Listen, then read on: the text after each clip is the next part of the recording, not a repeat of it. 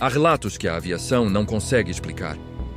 Luzes que aparecem e somem, ecos que o radar capta e ninguém sabe de onde vêm, vozes no rádio que não pertencem a nenhuma frequência oficial.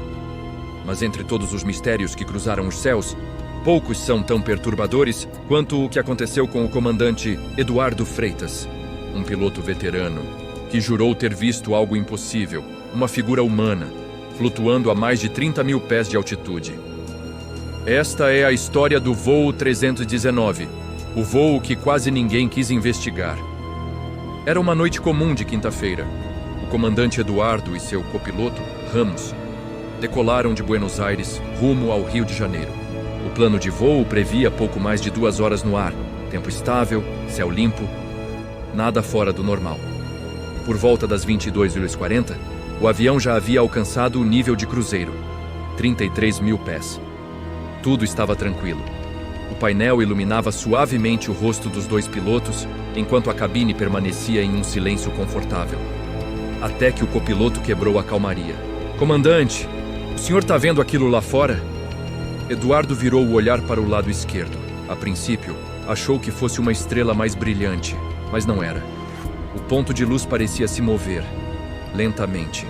E à medida que se aproximava, ele percebeu que não era uma luz, era uma forma.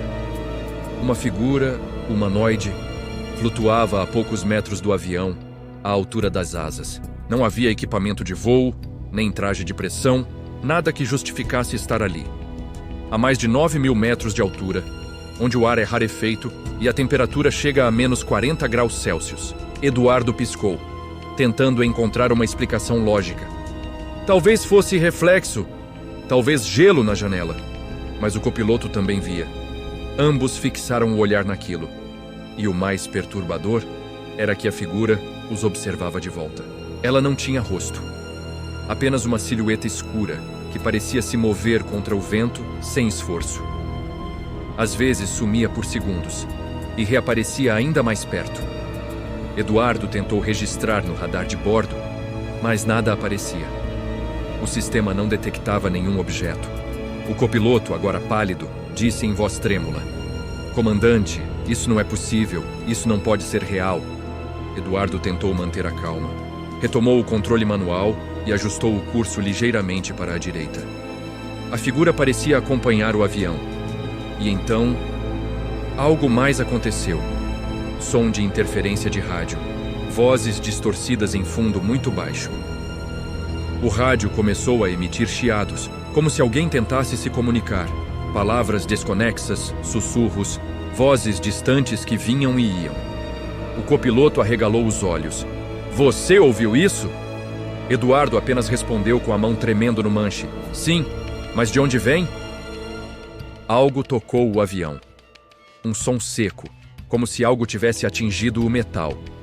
Os dois olharam para fora, e por um instante a figura parecia tocar a asa, flutuando sobre o motor esquerdo.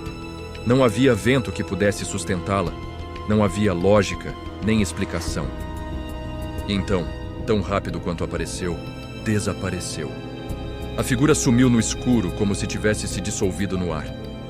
Eduardo respirou fundo e retomou o curso original. Não houve mais nenhum sinal, nenhuma interferência, mas o silêncio daquela cabine era quase ensurdecedor. Na manhã seguinte, ao pousar no Rio de Janeiro, o comandante reportou o incidente ao centro de controle da companhia aérea.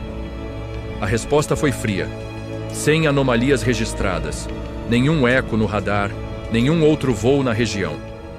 Mas quando ele mencionou as interferências de rádio, o atendente hesitou e disse apenas: "Curioso, já recebemos um relato parecido há alguns anos quase na mesma rota." Eduardo pediu para acessar o relatório. O documento era de 1996. Um voo da mesma companhia, mesma rota, Buenos Aires, Rio. O comandante daquela época descreveu uma figura humana flutuando ao lado da aeronave, a 30 mil pés, durante 40 segundos. Ela estava ali, como se quisesse entrar. Esse relato havia sido arquivado como visão induzida por fadiga e condições de voo noturno. Um termo elegante para dizer: não sabemos o que foi, mas não queremos investigar. Eduardo tentou entrar em contato com o piloto do relato anterior, mas descobriu que ele havia se aposentado. e desaparecido meses depois. Nenhum registro de paradeiro, nenhum contato, nada. Hoje, mais de uma década depois, Eduardo não fala mais sobre o assunto. Mudou de companhia, e sempre que alguém tenta tocar nesse tema, ele apenas responde com a mesma frase: o que está nos céus nem sempre é da terra.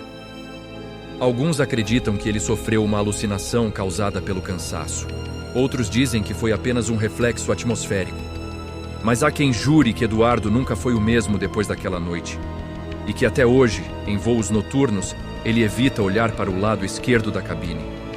Porque, em certas noites, sob o luar, dizem que ainda é possível ver uma sombra acompanhando aviões na mesma rota. E quem viu, prefere não comentar. Se você gostou, não se esqueça de dar um like e se inscrever no canal. Obrigado.